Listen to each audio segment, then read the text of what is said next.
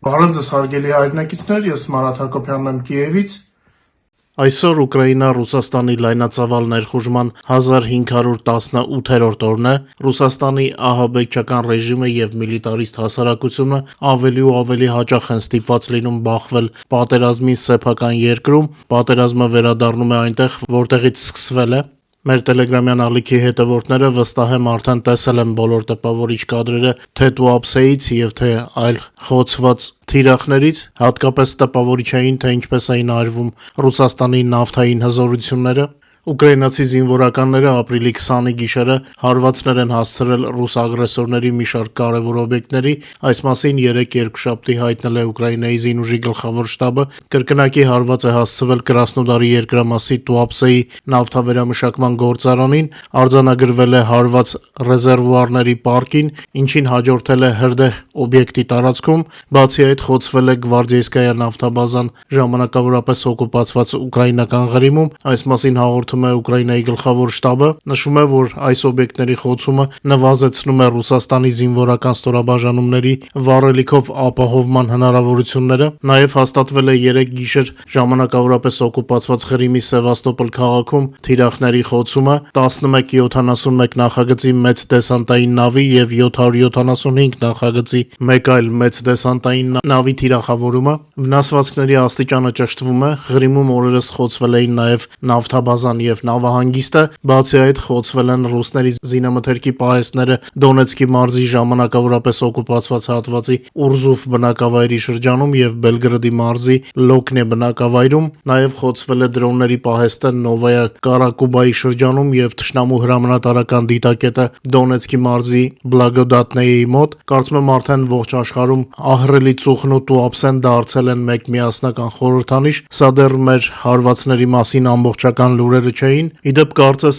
մեկնաբանություններում այն պուտինիստների ձայներն էլ լռել, հետաքրքիր կլիներ իմանայինք այդ բազմոցային ռազմավարները ինչպես են տանում ուկրաինական հարվածները, հիշում ենք չէ, որ մեկնաբանություններում գրում էին, թե Ռուսաստանը մեզանից ծովն է խլել, որ մենք պետք է սովորենք, հաշտվենք իբր դրա հետ, դե ինչպես է, ռուսները կարողանում են ծովից օգտվել, միգուցե նրանք վայելում են մեր ծովը, թե իրենց ծովն են վայելում, կուզենայինք իմանալ էլի շուտվանից դրանց ձայները դուրս չի գալիս, աչքիս արդեն վիճելու թեմա էլ չի մնացել դրանց մոտ, կան չէ մարդիկ, որ Ռուսաստանի այդ գծած նկարած քարտեզներից ոգևորվում են։ Իդեպ Ուկրաինայի նախագահի գրասենյակի խորհրդական Միխայիլ Պոդոլյակը հայտնել է, որ Ռուսաստանում շուտով կարող է արյունալի խռովություն տեղի ունենալ։ Պոդոլյակը հայտարարել է, որ Ուկրաինան կյանքի է կոչում Ռուսաստանի ապառազմականացման եւ ապա-նացիստականացման ծրագիրը, նաեւ նախագահի գրասենյակի խորհրդականը ենթադրություն է հայտնել, որ Ռուսաստանում հասունանում է սարսափելի եւ արյունալի խռովություն, որը կարող է տեղի ունենալ արդեն շատ շուտով, դե ինչ սպասենք։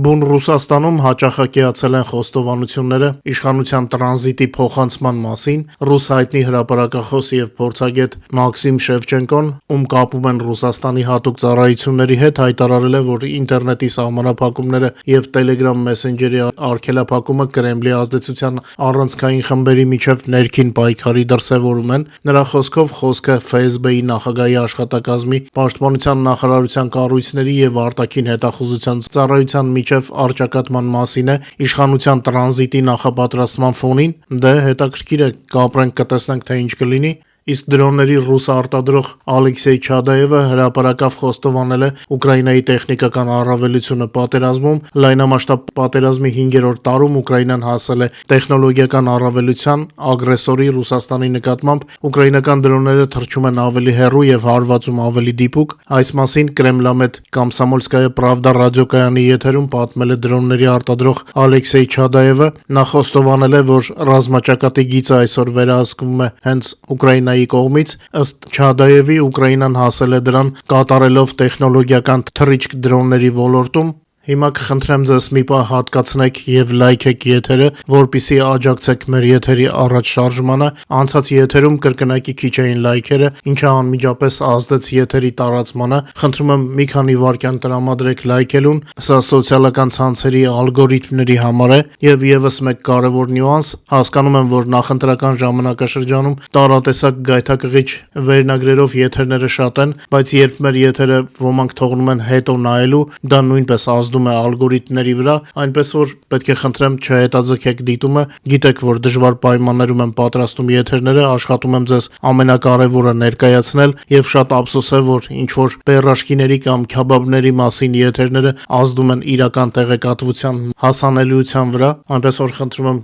լայքեք եւ եթե հնարավոր է տարածեք սոցիալական ցանցերում։ Միևնույն ժամանակ առաջիկա օրերին Եվրոպական միությունը կգործարկի Ուկրաինային 90 միլիարդ եվրոյի վարկի ապասառեցման ընթացակարգը, որը արգելափակվել էր Հունգարիայի կողմից, արդեն առաջիկա չորեքշաբթի ապրիլի 22-ին Եվրոմիությունը կսկսի 90 միլիարդ եվրոյի վարկի ապասառեցումը։ Ընթացակարգը ներառված է Եվրոմիության երկրների մշտական ներկայացուցիչների կոմիտեի նիստի օրակարգում, այս մասին հայտնել է Deutsche Welle պարբերականը, հղումանելով իրազեկ աղբյուրներին, խոսքը տեխնիկական պահի մասին է Եվրոմիության բյուջեի փոփոխությունների հաստատմանը, եթե որոշումը ընդունվի, դա Ուկրաինայի համար ճանապարհ կբացի դեպի եվրոպական ֆինանսական օգնություն, ըստ աղբյուրի նախաձեռնության քննարկում նախատեսված չէ եւ սա լավ նշան է, որը վկայում է, որ բոլոր անդամների նախնական համաձայնությունը արդեն ստացվել է։ Ֆրանսիացի լրագրող Աննա Հյուբերտը հաստատել է տեղեկությունը, ըստ նրա տվյալների Եվրոմիության դեսպանները պատրաստվում են հաստատել վարկի մասին որոշումը եւ նույնիսկ հեռացող վարչապետ Վիկտոր Օրբանը իբր ազդակներ է տալիս վետոն հանելու պատրաստակամության մասին Ուկրաինայի տարածքով ռուսական նավթի տարանցման վերականգնման դեպքում, դե մենք ինչպես միշտ այս դեպքերում ասում ենք, կցանկանայինք հնարավորինս շուտ համոզվել նման տեղեկատվության հավաստիությանը։ Ըստ Bloomberg-ի դրուժբա նավթամուղը թեստային ռեժիմով կարող է աշխատել նույնիսկ այսօր երեքշաբթի օրը։ Ամերիկացի վերլուծաբանները եզրակացություններ են արել Սպիտակ տան նկատմամբ Կիևի քաղաքականության վերաբերյալ, Ուկրաինան վերանայում է դիվանագիտական ռազմավարությունը Ամերիկայի հետ հարաբերություններում Թրամփի վարչակազմի քաղաքականության ֆոնին, այս մասին գրում է ամերիկյան Ատլանտիկ պարբերականը, ավելի քան 1 տարի Դոնալդ Թրամփի Սպիտակ տուն վերադառնալուց հետո Ուկրաինան փորձում էր պահպանել կառուցողական հարաբերությունները Վաշինգտոնի հետ եւ մասնակցում էր Ամերիկայի կողմից նախաձեռնված խաղաղ բանակցություններին, որոնք ձեռնտու էին Ռուսաստանին, բայց այդպես էլ արդյունք չտվեցին։ Այժմ Կիևը ակտիվացրել է նոր գործընկերների եւ դաշնակիցների փնտրտուքը անվտանգության եւ պաշտպանական արդյունաբերության ոլորտում։ Ուկրաինան կիսվում է դրոնների կիրառման փորձով Սաուդյան Արաբիայի, Քաթարի եւ Արաբական Միացյալ Էմիրությունների հետ, ինչպես նաեւ զարգացնում է համագործակցությունը Գերմանիայի, Բրիտանիայի եւ Մերձբալթյան երկրների հետ սպառազինության արտադրության ոլորտում։ Ուկրաինայի ռետորաբանության փոփոխության վրա ազդող գործոնների թվում են ամերիկյան զենքի մատակարարումների կրճատումը, ինչը ըստ հրապարակման տվյալների մասամբ կապված է Իրանի հետ հակամարտության ֆոնին, Ամերիկայի սեփական պաշարների համալրման անհրաժեշտության հետ, բացի այդ Ռուսաստանի դեմ նոր խիստ պատժամիջոցների բացակայությունը, չնայած Թրամփի վարչակազմի կողմից նման հնարավորության նախկին քննարկումներին, ճնշման լրացուցիչ գործոն դարձան հնարավոր խաղաղ պայմանավորվածությունների շրջանակում Ուկրաինայի կողմից հնարավոր տարածքային զիջումների մասին առաջարկները, միևնույն ժամանակ ռազմաճակատում տիրող իրավիճակը ցույց է տալիս մի շարք միտումներ, որոնք ամրապնդում են Կիևի դիրքերը։ Ուկրաինան բարձրացրել է դրոնների կիրառման արդյունավետությունը ռազմաճակատի գծից այն կողմ, միջին եւ մեծ հեռավորությունների վրա հարվածներ հասցնելու համար, ինչը ցույց տվեցին Սանկտ Պետերբուրգի մոտակայքում գտնվող օբյեկտների վրա հարձակումները։ Ուկրաինական ուժերը շարունակում են սահմանափակել ռուսական նավատորմի հնարավորությունները Սևծովում, նույնիսկ Ռուսաստանի ամենապաշտպանված ռազմածովային բազաները մնում են խոցելի ուկրաինական հարձակումների համար։ Ուկրաինան նախկինի պես շահագրգռված է Ամերիկայի աջակցությամբ, սակայն Կիևում այլևս չեն կարծում, որ ամերիկյան օգնության հնարավոր կրճատումը ինքնաբերաբար կհանգեցնի երկրի պարտությանը։ Ինքը նախագահ Զելենսկին հանրային ռետորաբանության մեջ հավատարիմ է մնում նախկին դիրքորոշմանը, մեջբերեմ Ուկրաինան չի հրաժարվում բանակցություններից, մենք մշտական կապի մեջ ենք բոլոր գործընկերների եւ ամերիկյան կողմի հետ, բառացիորեն նախորդին ասել է Զելենսկին։ Նա նաեւ կոչ է արել սենսացիա չսարքել Վիտքոֆի եւ Քուշների Կիևի այցի հետ կապված։ Ուկրաինայի նախագահը նշել է, որ դա իրենց է պետք, ոչ թե մեզ։ Ինձ մեր Telegram-ում մեր լսարանի մի մասը արդեն տեսել է այդ գրառումները։ Իդեպ տեղի ունեցավ այն, ինչի մասին ես բազմիցս հասցրել եմ ձեզ պատմել մեր եթերների ընթացքում։ Խոսքը ուկրաինական հակադրոնային պաշտպանության մասին է։ Ուկրաինայի նախագահ Վլադիմիր Զելենսկին հայտնել է, որ Կիևը 10-ամյա պայմանագրեր է կնքել Մերձավոր Արևելքի 3 երկրների հետ։ Դրանք վերաբերում են ուկրաինական արտադրության զենքի արտահանմանը, դրոններից մինչև տեխնոլոգիաներ։ Ուկրաինայի պետության ղեկավարի խոսքով այս պահին այդ տարածաշրջանի եւս 11 պետություն, ինչպես նաեւ Կովկասի երկրները հետաքրքրություն են հայտնել նման համաձայնագրի նկատմամբ։ Այս մասին նա պատմել է լրագրողների հետ հարցազրույցում, մեջբերեմ մենք արդեն հարցում ունենք 11 երկրներից, Մերձավոր Արևելքի եւ Պարսից ծոցի երկրներից, պլյուս կամաց նայում ենք Կովկասի ուղղությամբ, հավելել է Զելենսկին։ Նրա խոսքով այս համաձայնագիրը ներառելու է առնվազն 10 տարբեր պայմանագրեր ուկրաինական զենքի այս կամ այն տեսակի արտահանման մասին։ Նախագահը նշում է նաև, որ նախատեսվում է համատեղ արտադրություն եւ արտադրական գծերի կառուցում, ինչպես Ուկրաինայում, այնպես էլ այլ պետություններում, նոր տեխնոլոգիաներ, որոնք մենք մշակում ենք այս կամ այն պետության հետ համատեղ եւ որոնցում նրանք ներդրումներ են անում, կա պայմանավորվածություն ամեն տարի համապատասխան ծավալի ֆինանսավորման եւ ամրագրված տարիների քանակի մասին։ Երկրորդը եվրոպական մասն է, արդեն սկսվել է աշխատանքը Գերմանիայի, Իտալիայի, Նորվեգիայի, Շվեդիայի եւ Նիդերլանդների հետ։ Անկասկած մենք լավ հարաբերություններ ունենք Բրիտանիայի եւ Ֆրանսիայի հետ, նշել է Զելենսկին։ Նախկինում, երբ ես իմ եթերում հայտնեցի Թուրքիայի հետաքրքրվածության մասին ուկրաինական տեխնոլոգիաներով, ասացի, որ հաջորդը հերթում լինելու են հարավային Կովկասի երկրները։ Իմ սուբյեկտիվ կարծիքով հարավային Կովկասի այդ երկրները կարող են լինել ինչպես Ադրբեջանը, այնպես էլ Հայաստանը։ Մեր հայրենիքը դրա համար պետք է մի քանի քայլ անի կապված ՀԱՊԿ-ի, ռուսական ռազմաբազայի եւ Ուկրաինայի տարածքային ամբողջականության հարցում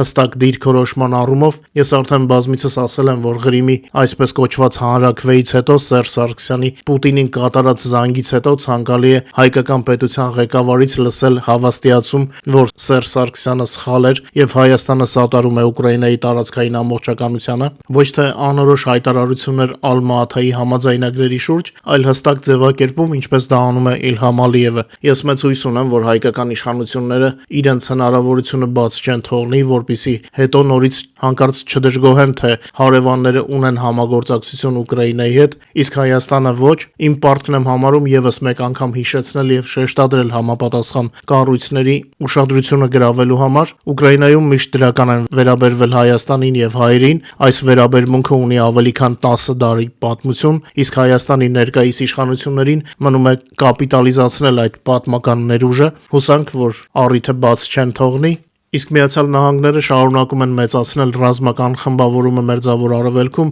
չնայած Իրանի հետ հայտարարված հրադադարին եւ Թրամփի ու իրանական վարչակարգի մնացորդների տարբեր հաճախ հակասական հայտարարություններին։ OSINT վերլուծաբանների տվյալները մատնանշում են, որ ամերիկյան ռազմաօդային ուժերի լոգիստիկ ակտիվությունը կտրուկ աճել է, ինչը կարող է վկայել հետագա գործողությունների նախապատրաստման մասին։ Արշավի նախապատրաստման սկզբից ի վեր իրականացվել է արդեն ավելի քան 1100 տրանսպորտային չվերթ, ներառյալ 66 թռիչք վերջին մի քանի օրվա ընթացքում։ Առանձնահատուկ ուշադրություն է գրավում այսպես կոչված անհայտ նպատակներով չվերթների թվի աճը։ Դիտորդների գնահատմամբ դրանց քանակը կրկնապատկվել է եւ հասել է 34-ի։ Նախորդ եթերում ես ասացի, թե ինչով է վտանգավոր Հայաստանի համար Իրանում հրադադարի դադարեցումը, այնպես որ հույս ունենանք դիվանագիտական ճարպկության եւ այնուամենայնիվ հրադադարի երկարաձգման վրա։ Էրդողանը, ինչպես միշտ, իր մասին է հիշեցնում ամեն հնարավոր առիթ օգտագործելով։ Թուրքիայի ղեկավարը ռազմական ուժով սպառնացել է Իսրայելին, բերելով Արցախի եւ Լիբիայի օրինակը։ Ես ի դեպ կարծում եի, որ հայկական լրատվամիջոցները ուշադրություն կդարձնեն Էրդողանի հերթական այդ խոստովանությանը Արցախի վերաբերյալ, բայց երևի թե Երևանում նախընտրական բատալիաների պատճառով շատերը չեն էլ նկատել Էրդողանի նոր հայտարարությունը։ Էրդողանը հայտարարել է, որ թույլատրելի է համարում Իսրայելի դեմ ռազմական ուժի կիրառումը զուգահեռներ անցկացնելով Արցախի եւ Լիբիայում իրականացված նախկին գործողությունների հետ։ Այս մասին հայտնում է Երուսաղեմ Post-ը։ Նշվում է, որ թուրք առաջնորդը խստորեն քննադատել է Իսրայելի գործողությունները Պաղեստինում եւ Լիբանանում, դրանք անվանելով բարբարոսական։ Նա ընդգծել է, որ Անկարան պետք է տիրապետի բավարար ուժի, որպեսզի դիմակայի իսրայելական քաղաքականությանը։ Էրդողանը նշել է, որ Թուրքիան արդեն գործել է նմանատիպ եղանակով այլ տարածաշրջաններում եւ այժմ ոչինչ չի խանգարում կրկնել այդ քայլերը։ Նա նաև մեղադրել է Իսրայելին ցեղասպանության արյունոտ համակարգ ստեղծելու եւ մարդասիրական սկզբունքները խախտելու մեջ։ Ի պատասխան Երուսաղեմում Էրդողանի հայտարարությունները անվանել են կայսերական ամբիցիաների դրսևորում։ Մշակութային ժառանգության նախարար Ամիխայ Էլիյահուն կտրուկ է արձագանքել թուրք նախագահին, բնորոշելով որպես մեգալոման եւ բռնակալ։ Նա հերքել է ցեղասպանության մեղադրանքները եւ հիշեցրել, որ հենց Թուրքիայի գործողությունները մասնավորապես հյուսիսային Կիպրոսի եւ քրդական տարածքների նկատմամբ, մեջբերեմ Թուրքիան, որը նվաճել է հյուսիսային Կիպրոսը եւ վերահսկում է արևելքում քրդական տարածքները, համարձակվում է մեզ բարոյախոսության դասեր տալ։ Թուրքիան, որ իր տնտեսությունը կառուցել է հայոց ցեղասպանության վրա, համարձակվում է մեզ մեղադրել ցեղասպանության մեջ, հայտարարել է իսրայելցի նախարարը։ Մոտեցանք ռազմաճակատի թվերին։ Ձեր էկրաններին Սևաստոպոլում խոցման կադրն է։ Նախորդ 2 օրերին ռազմաճակատում տեղի է ունեցել 380 մարտական բախում, որոնց ընթացքում Ուկրաինայի զինված ուժերը լիկվիդացրել են 2090 օկուպանտի եւ նրանց 3866 միավոր տեխնիկան, տրանսպորտն ու սպառազինությունը։ Ուկրաինական գլխավոր շտաբը նաեւ հայտնել է, որ լայնամասշտաբ պատերազմի սկզբից ի վեր լուսանկարված եւ տեսանյութերով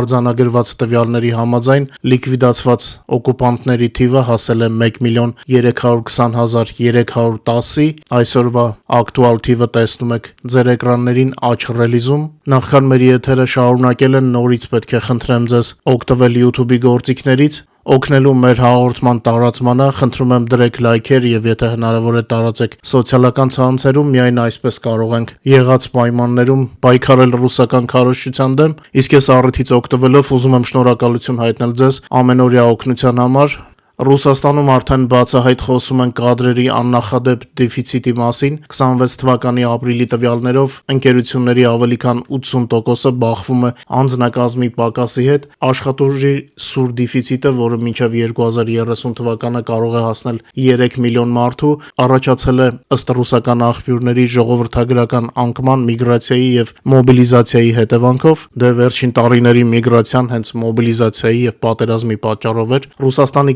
Կենտրոնական բանկի ղեկավար Էլվիրա Նաբիուլինան օրերս հայտարարեց կադրերի կրիտիկական դեֆիցիտի մասին, որն առաջին անգամ երկրում հասել է ռեկորդային ցուցանիշների։ Նա նշեց, որ ռուսական տնտեսությունը առաջին անգամ է բախվել հասանելի աշխատուժի քանակի նման սահմանափակման, ամենասուր պակասը զգացվում է արդյունաբերության, շինարարության եւ գյուղատնտեսության, ինչպես նաեւ կրթության, առողջապահության եւ մշակույթի ոլորտներում, եւ այս ամենը տեղի է ունենում տնտեսության ընդհանուր անկման եւ պահանջարկի նվազման ֆոնին։ Մի ահաբեկչական պետությունից անցնենք մյուսին, մինչ ողջ աշխարհը գուշակում է կկայանա Ամերիկայի եւ Իրանի բանակցությունները եւ արդյոք կերկարացվի հրադադարը, թե ոչ, Թեհրանից հնչեցին հերթական ահաբեկչական սպառնալիքները։ Իրանի խորհրդարանի խոսնակ Մոհամմադ Բաքեր Ղալիբաֆը, ով համարվում է Թեհրանի անունից բանակցային գործընթացի առանցքային մասնակիցներից մեկը, հայտարարել է, որ Իրանը բանակցություններ չի վարի ճնշման ներքո եւ զգուշացրել է Ամերիկայի դեմ պատերազմում ռազմաճակատում նոր հաղթաթղթերի առկայության մասին։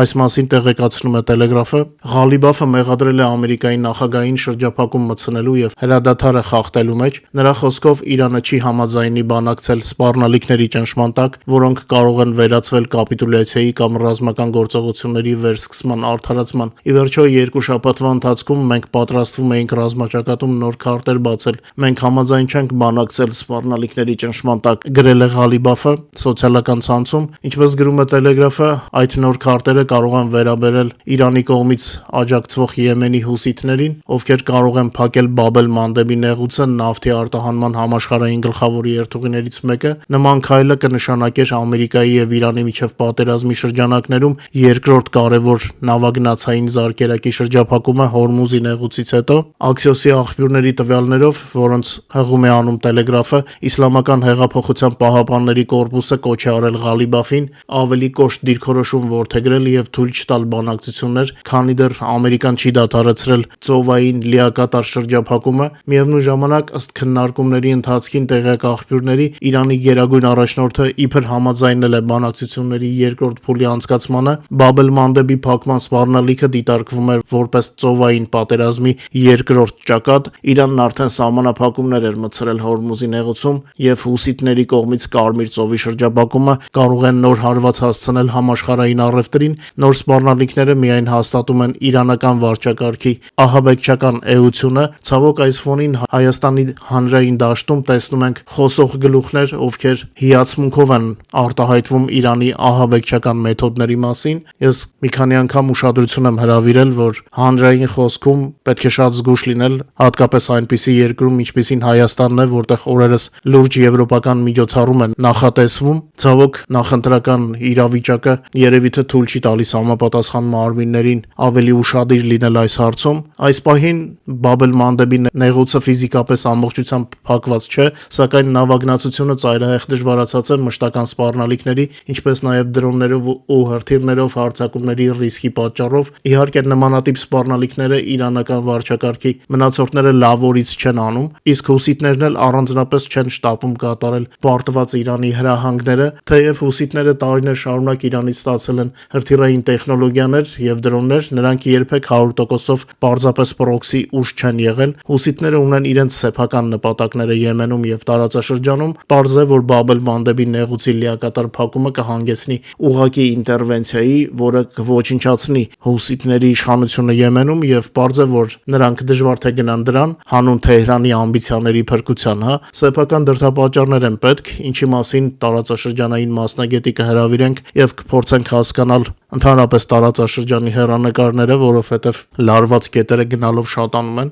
26 թվականին նկատվում է մի միտում, երբ հուսիտները փորձում են վարել սեփական խաղը, օգտագործելով նեղուցի շրջափակման սպառնալիքը որպես սեփական իշխանության լեգիտիմացման եւ ուղղակիորեն շրջանցելով Իրանին հումանիտար ու ֆինանսական արտոնություններ ստանալու գործիք։ Նեղուցի իրական փակումը պատերազմական ակտ է, որն անխուսափելիորեն կառաջացնի կոալիցիայի զանգվածային պատասխանը, քանի որ Իրանը այժմ այնպիսի վիճակում չէ, որ դիմանա լիամասշտաբ ուղղակի հակամարտությանը, նրանց սպառնալիքները ավելի շատ նման են անդունդի եզրին հավասարակշռելու ռազմավարություն։ Թեհրանից հնչող հուսահատ ճիչերը ընդամենը փորձ են իրական գերիշխանությունը փոխարինելու տեղեկատվական ահաբեկչությամբ։ Այս ֆոնին Ամերիկայում նոր եւ այս անգամ արդեն իրական խնդիր է առաջացել։ Նախագահ Թրամփը հանձնարարել է պարզել ամերիկացի գիտնականների մի շարք առեղծվածային մահերի պատճառները, ովքեր աշխատում էին գիտության եւ տեխնիկայի առաջատար բնագավառներում։ Միացյալ Նահանգներում վերջին մի քանի տարիների ընթացքում մահացել եւ անհետ կորել են միջուկային ծրագրերի եւ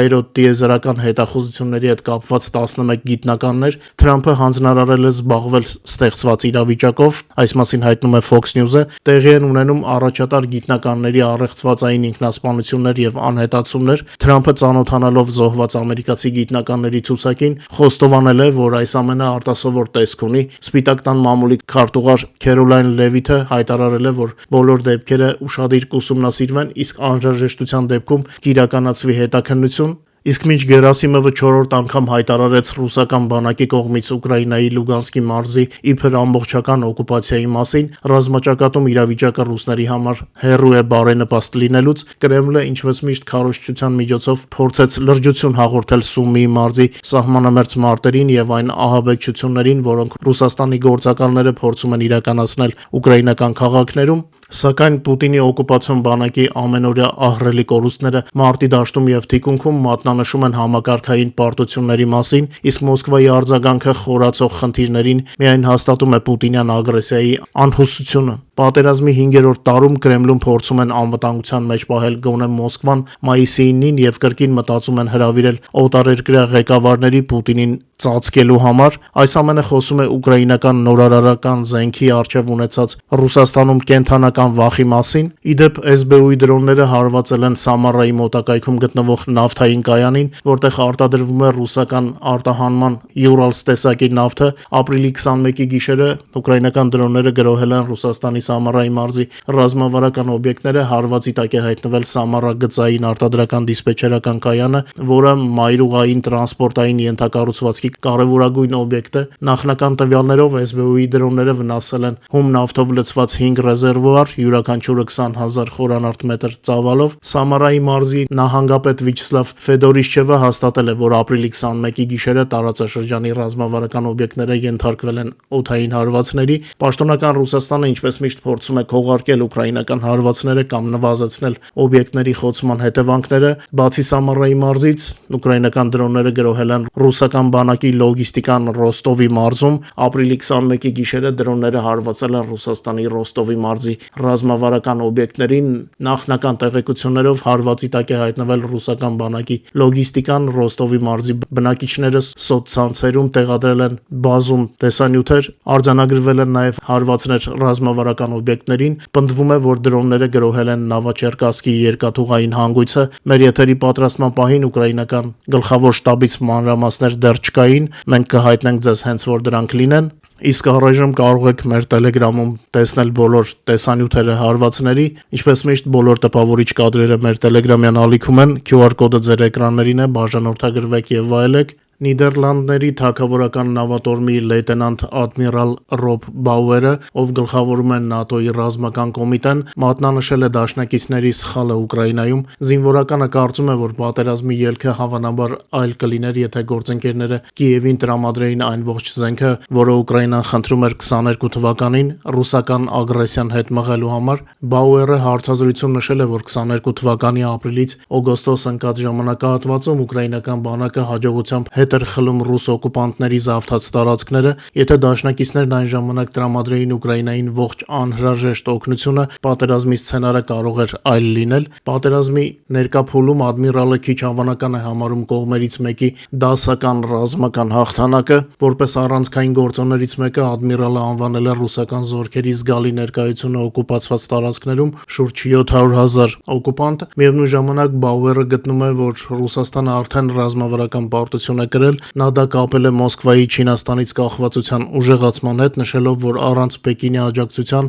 Ռուսաստանը չէր կարող շարունակել պատերազմը ներկայիս մասշտաբով։ Ադմիրալը հավելել է, որ ռազմական տեսանկյունից չի տեսնում որևէ իրատեսական սցենար, որի դեպքում Ռուսաստանը կարող էր պատերազմից դուրս գալ որպես հաղթող։ Մեր լսարանը իհարկե ինձանից արդեն գիտի այս մանրամասները, բայց կարևոր է, երբ ՆԱՏՕ-ի գեներալներն ու ադմիրալներն են նույնպես այդ թեմայով խոսում։ Ուկրաինական զենքին անդրադառնանք, Ուկրաինայում ստեղծվել է տեխնոլոգիա, որը թույլ է տալիս օդաչուներին կառավարել դրոնները մինչև 500 կիլոմետր հեռավորության վրա։ Դրոնավարներին էլ են օդաչու ասում։ Ուկրաինան հերթական թռիչքն է կատարել դրոնների ոլորտում, մշակվել է տեխնոլոգիա, որը թույլ է տալիս դրոնների օպերատորներին գտնվել մարտի դաշտից հարյուրավոր կիլոմետրեր հեռու։ Այս մասին գրում է Financial Times-ը, դրոնային պատերազմը դառնում է իսկապես հեռահար շնորհիվ ուկրաինացիների կողմից մշակված նոր հեղափոխական նշանառության համակարգի։ Դրոնավարները հնարավորություն կստանան կառավարել դրոնները գտնվելով լիակատար անվտանգության մեջ մարտի վայրից հարյուրավոր կիլոմետրեր հեռու։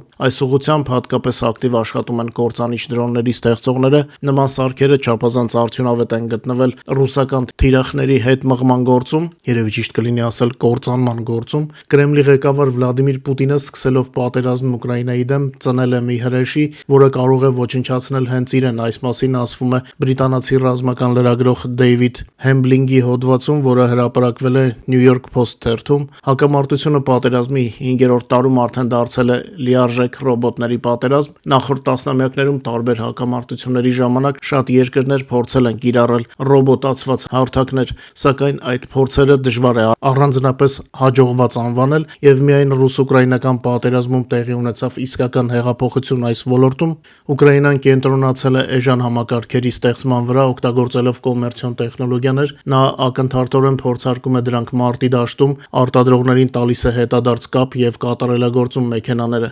Ուկրաինացիները պնդում են, որ կարող են մի քանի շաբաթում անել այն, ինչի վրա արևմուտքում տարիներ են ծախսվում, գրում է բրիտանացի լրագրողը։ Ուկրաինայի զինուժը նաեւ փորձարկում է ռոբոտացված գրոհներ, երբ հարձակումները իրականացվում են բացառապես դրոնների եւ վերգետնյա հարթակների միջոցով։ Ուկրաինան մտադիր է մասշտաբավորել այս փորձը, ավելացնելով մեքենաների քանակը։ Ուկրաինայի համար ռոբոտացված անօդաչու հարթակների արագ զարգացումը երկրի գոյատևման հարցն է։ Ուկրաինան մտադիր է հաղթել, եւ եթե գոյատևումը նշանակում է մարտի ուղարկել Տերմինատորի նման մեքենաներ, երկիրը չի վարանի։ Պուտինի բանակը կարող է ի վերջո բախվել անկոտրում ռոբոտ զինվորների պատին, որոնք կառավարվում են անձնակազմերի կողմից ռազմաճակատի գծից շատ հեռու, եւ դա ընդմիշտ կփոխի պատերազմը, եզրակացնում է Հեմբլինգը։ Դե իսկ Մոսկվան իր ոճի մեջ է։ Ռուսաստանը մայիսի 1-ից կարող է դադարեցնել ղազախական նավթի տարանցումը դեպի Գերմանիա դրուժբա խողովակաշարով, այս մասին Reuters-ին հայտնել են ոլորտի 3 աղբյուրներ։ Էներգակիրների համաշխարհային գների թռիչքի ֆոնին